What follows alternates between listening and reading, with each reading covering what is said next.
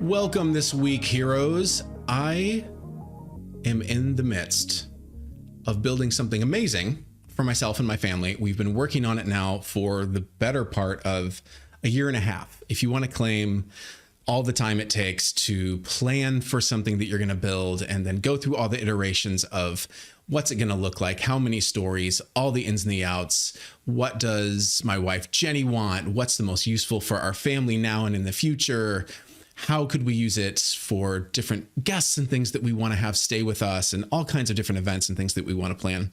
And what I'm talking about is we are building what's called an ADU, an attached dwelling unit, or other people call it a DADU, so a detached dwelling unit, DADU kind of thing. Whatever your favorite acronym is, you can choose your own flavor. What it really means is you're building a small addition to your house, probably not connected to your house in the backyard. In our case, we decided to convert our existing garage because we wanted to be as economical as we could, and we wanted to make sure that we were using the land to the best way possible. And we live in a historic district, so there's all kinds of ins and outs with that, with making sure that they're happy and the aesthetic for the neighborhood, all kinds of things. If anyone's listening to this and has had to do new construction, you are a leg up on me. So this was my first time dealing with all this stuff, with finding the right contractor and then finding the right subcontractors and then planning process and architects and dealing with the city and all the things. And it really can be overwhelming at times. And what I'm excited about, though, is that it's coming to a close. We're going to have this amazing thing in our backyard, and it's going to be able to host guests for us, and we're going to be able to use it for entertaining and all kinds of different things. We're very, very excited. And there have been all kinds of ins and outs and bumps along the way. Like with life, everything is 50-50, right? It's not 100% amazing once you get to your goal or the thing that you want. There's still life. There's still things that are great, and there's still things that come up that are really crappy to deal with, and you just have to go through it and deal with it anyway. And there have been a lot of lessons along this journey of getting to this point for us, but we're almost through it at this point is what I'm seeing. And while we were going through this, I came to talking with one of my friends who's this amazing bodybuilder that goes to the bodybuilding gym I go to. And he is an insurance adjuster. He's been doing it for a very long time, and he's very good at it. He's a wonderful person. His name is Mike. And he was telling me one day about something that I think applies so well to the rest of us when we are planning to build something in the backyard like I'm doing, build something amazing for your house, build your business, build yourself and what you want to be for the future and who you want to be in the future, what hero journey you want to go on, and what business you want to build. If you are a leader or a business owner, how are you building things in order to not just be amazing now, but for the future as well? And in some sense, to hedge your bets, to future-proof yourself as much as that's possible. There are things that we can plan for. There are things that we can't. But he introduced a term to me that I was not familiar with. It is a standard term. Anyone that is in the insurance industry probably already knows this term, but it was new to me. And it's called Effective Proximate Cause. And he was talking about effective proximate cause and how that comes up when people are dealing with insurance claims. And it was really interesting. And he used the example of like a deck. So if you were building a deck on your backyard and you wanted to build this amazing deck, but you did it kind of on the cheap and you didn't want to hire the contractor that would do a good job, and maybe you did some of it yourself and you did this other stuff and it was good enough, okay? You got what you wanted. It seems to bear weight. It looks pretty good for what you were able to do. But in the end, if it's not up to par, if there are things that you could have planned for, if you had a little more knowledge or a little more forethought in the construction of that deck, and then a windstorm comes through, that is the proximate cause. The windstorm, technically, for the insurance claim, you could say, hey, the windstorm knocked over this deck. The windstorm is the problem. These were circumstances beyond my control. Now the deck has fallen over, and now I have an insurance claim. And that's the effective proximate cause. The effective proximate cause is the windstorm. Yes, you're right. The windstorm did knock it over. Or if you're a business owner right now, the recession may be shaking the foundations of your business right now. Core offerings that you had in the past, whether you are a coach or you are a marketing professional or you're in sales or pre-sales or you're a leader of a company and manufacturing, something completely different. You may be finding right now, like a lot of us, that your customers' needs are changing. And so those foundations are getting shaken a bit. And things that you may have thought were good enough or sturdy enough may not be, in fact, as sturdy as you need them to be right now. So I started thinking about this, an effective proximate cause, and how, yes, for instance, economic conditions, macro or micro, that are happening to me in my business right now or at any given time, I can blame those. I can blame the market. I can blame COVID. I can blame so many different things, but those are just the effective proximate cause. What can I do not to blame myself and feel dirty pain about it, like a lot of us do who are high performers? We're like, oh, I should have known about this. I should have had a crystal ball. Not really, but are there things that we can do right now to build something to help our business be more sturdy, to help our career? If we're in a career position right now and working at a company, what can we do for our own job right now to make it sturdier so that when a windstorm comes through or the recession happens or things happen, that we have a stronger foundation? So that's what I want to talk about today. How can we plan to an extent for effective proximate cause? And as I was thinking through this, I feel like there are two different ways to look at this. Both of them are important, and I want to talk about both of them right now. The first one is preparing, and the next one is pivoting. So that would be the formula, I think, for effective proximate cause. As far as what I can see for my business and what I'm doing, and how I'm helping clients as well that are thinking about this right now. Well, what's right in front of them, and also how do we plan for the next one so that it's easier to get through. So the formula for addressing EPC, as we'll call it from here on out, effective proximate cause, planning for the windstorms that will come up for any business, and it's going to continue till the end of freaking time. We are always going to have this. If you are bold enough to be an entrepreneur, to be a leader, to be someone in, even if you're working in a corporate structure and you want to be a leader within that, you need to be thinking about what is the next windstorm, what is the next effective proximate cause, and how can I plan for it right now or pivot? So prepare and pivot, prepare and pivot, prepare and pivot. Constantly be thinking about that. So for preparing, what are a couple of examples of how we could prepare for EPC, for effective proximate cause?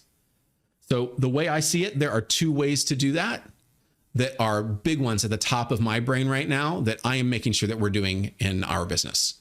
The first one is diversifying our offerings immediately. Like, we're talking with our vendors, we're talking internally. What can we do right now? What do we do well right now?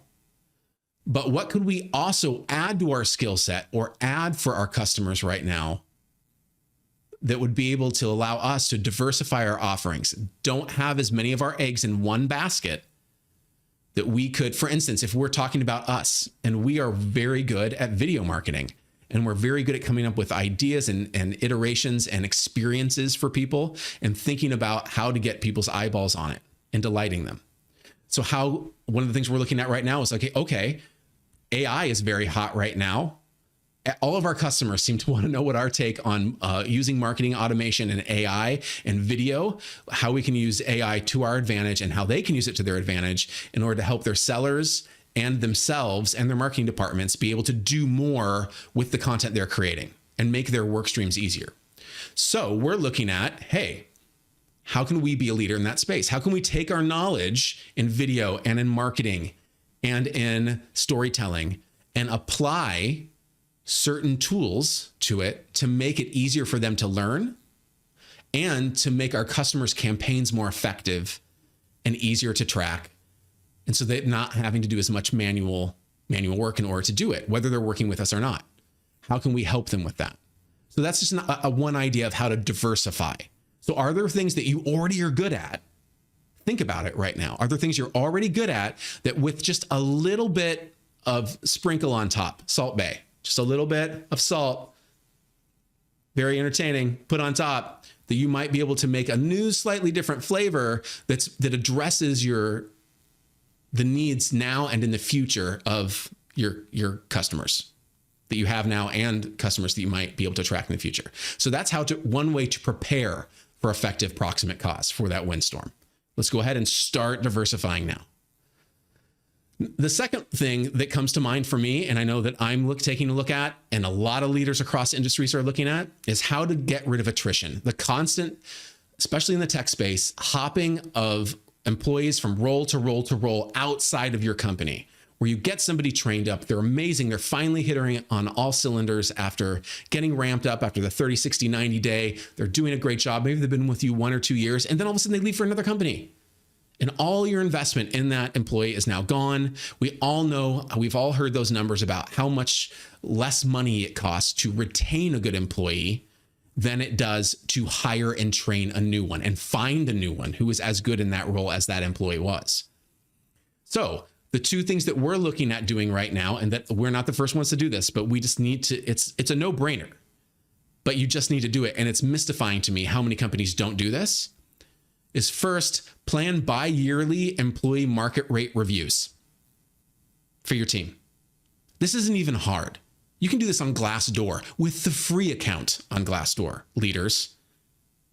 You can get on and see, hey, for that person that's in that position right now, that was a good rate for them, or maybe you got a screaming deal when you hired them. It might be time to adjust it now, because if not, they're probably updating their resume and seeing where else they can go for more. So what can you do?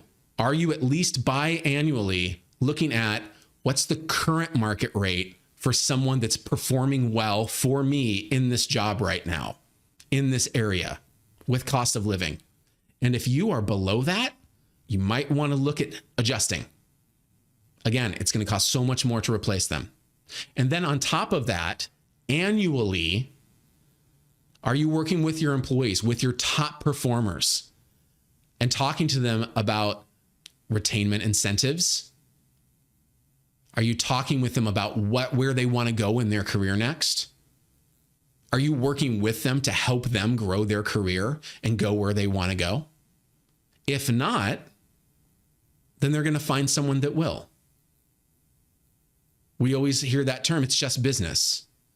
And usually we're at the other end of something when we hear that, hey, don't take it personally, it's just business. So it's just business for them too.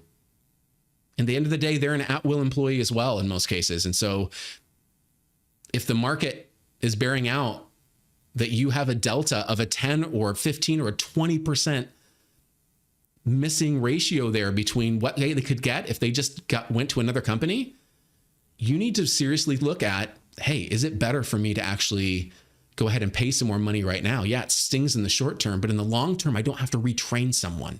I don't have to find the perfect person. And how many of us, I'm raising my hand right now, have had to interview and hire 2, 3, 4 different people until you found that right fit person? You don't want to lose them now.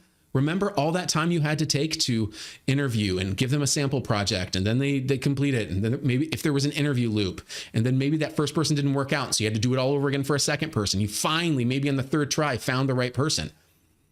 How much time, effort, energy for you and your team. It's a distraction from you and growing your business. So off my soapbox now, but seriously, we need to be looking at this. So those are just 2 ways to prepare for effective proximate cause, for that windstorm before it comes, so that you have a strong foundation. Is diversify your offerings. Look at the ways you can diversify your offerings right now that are attractive to you. Make it fun. Hey, what would be cool for us to also learn about, that we get to learn about right now, and kind of apply our knowledge, put our own spin on it, and put it in the market? That wouldn't be a lot, that we could just kind of ask our current customers, hey, we're doing this cool thing. We'll give you a good rate. We'd like to try it out with you. Then get some proof of concept, get some reviews, and then bump up the price, and then keep going with it. And all of a sudden you've got a more diverse offering set. So if that windstorm happens and takes out one of the legs of your deck, you've got another one to put in and cement in place, and you're going to be fine. And then for your star employees that you already have, Are you making sure that you're treating them as well as you should be? Are you looking at what the market would bear for them if they move to another company? Are you matching it preemptively to them saying, hey, I found another gig? Okay. Because then you're on a back foot and you're trying to say, oh, if you stay, I'll give you this much more, which also just, I'm sorry, but that always pisses me off. I don't know if you've ever been in that position, but it's like, well, if I was worth that all along, how long were you going to go until you decided to go ahead and pony up some money? Value them now. Be proactive about it. Ignorance is not an excuse. And I am taking this medicine myself as well. Yes, we want to be profitable, but not at the expense of our star employees that make our customers happy and that grow our business. That is just bad business. Okay, so preparing. I said the formula is prepare and pivot. So pivoting, we've heard about that before. I would rather prepare every single day and twice on Sundays than pivot. But sometimes we are caught in a position where we didn't plan for this particular flavor of a windstorm and we need to just pivot. Instead of wallowing, okay to wallow for a couple of days of how unfair it is and, shout at the moon and shake your fist. But after that, okay, this is the way it is.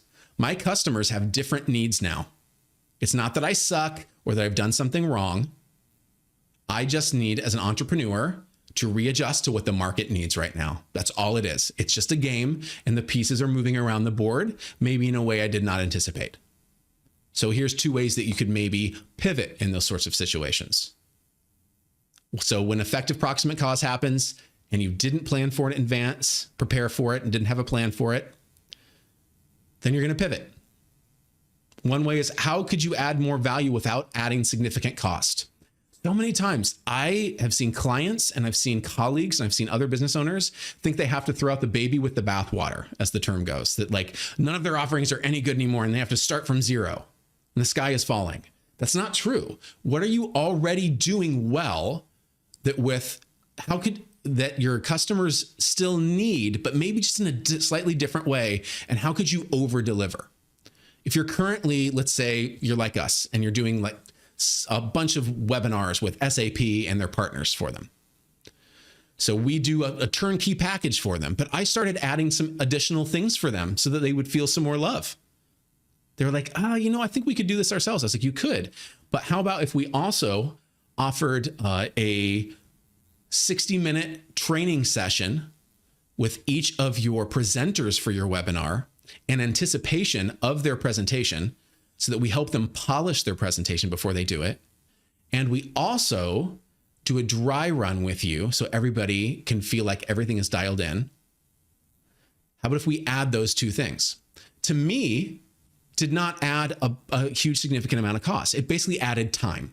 Myself or one of my awesome team members needed to get on and coach them and say, okay, where are you at with your presentation? Spitball some ideas if they felt stuck, give them some tips, pro tips on presenting with camera engagement and lighting and things like that. Make them feel really good. And then have everybody all together for a dry run before the actual event. It's amazing, by the way, how many huge corporate webinars that you think would invest the time to go ahead and practice beforehand don't. And we've all been on those webinars and those presentations where you're like, did you just throw this together the last minute? And a lot of times they have. But that's basically 2 hours of my team's time. Valuable? Absolutely. But significantly an additional cost if I just do it? No, not at all. But the perceived value for my customers and the way we make them feel by having those coaching sessions, now that is more in the realm of priceless. Now they feel like we're really giving them extra cool stuff. And they want to come back and sign up for more webinars with us because of that way we made them feel. They know that we are going to help them look good in front of their audience, that they're going to be happy when they share that link with their team and with their boss. They hope their boss sees it because they've done a good job. So we are helping them with that. So that's a way that we can easily add more value without adding significant cost. What could you do with what you do for your customers, for your team, in order to add more value that doesn't cost you a lot other than maybe a little bit more time and maybe serving your content a slightly different way. Think about it. I bet there's more ways than you think. You don't have to reinvent a new thing from the ground up. Another way to do this. So I told you I want to give you 2 for each one, for prepare and for pivot. So the second one for pivot would be, where's the customer pain moving to? Now, it's totally fair for you to say, well, duh, Aaron. Yeah, where's the customer's pain moving to? I know I need to find that. But really, and I have talked with quite a few people that want to make this really hard. They're like, but I don't know. They just told me they don't have budget for the thing that they used to buy from me all the time. What am I supposed to do now? I don't know what they need. To which my answer is, now this is amazingly simple, but so many people don't do it. Ask them. Pick up the phone, write an email, send a text, say, hey, I know budgets are tight right now. I know you might not be able to do my regular product or service that you've done with me in the past. We're looking at ways to offer more value to help you with your business and what you're going through right now. What are some things that are bothering you or that would help you in your job to look great in front of your boss right now? Say that however you want. That's just the way I would say it. It's amazing how they just tell you. They literally will just tell you what's bothering them, what they're worried about, what they think about, what they're concerned about. If they don't hit certain target, or there's this new conference coming up and they really have to do well at it because they're not sure that their job is secure, or like whatever. There's all kinds of different things that they might tell you that would just easily, a light bulb moment will come on for you. And you can say, oh, I can help with that. And then you offer to help with that. And you can just make it up just like that. So those are the 2 things I would offer there. How you can add more value without adding a lot of additional costs. A lot of times it's a little bit of cost in time, but not in actual money spent. And then where's the customer pain moving to? Please just ask them. They'll tell you. And if it's coming from a helpful place, I mean, you might be able to see on my whiteboard as I've been going through this today. In fact, I might just switch back over to it. Is that I have up on my whiteboard right now, it says 2 things. Show people you care and be joyfully helpful. Rinse and repeat. So reach out to some of your customers right now. Show them that you care. And then be joyfully helpful. The money will come after that a lot easier than you think. So that's what I would say about that. All right. Now all of you know about effective proximate cause and can go into the industry of insurance if you want to. I bet you didn't think you were going to learn about that today when we were talking about storytelling and all the things we usually talk about. But this is really something I've been thinking about lately, is how can we take lessons from when it is a cycle, and these things go in cycles, of maybe not so fun if you're a seller and you have goods and services, or you're an entrepreneur. How can we take this and make sure that we're learning a lesson to help us grow our businesses to be even more stable, even more profitable now and in the future? So effective proximate cause. We're going to plan for as many of the windy storms as we can in advance. We're going to set aside time to do that. I know I am. Preparing is always better than pivoting.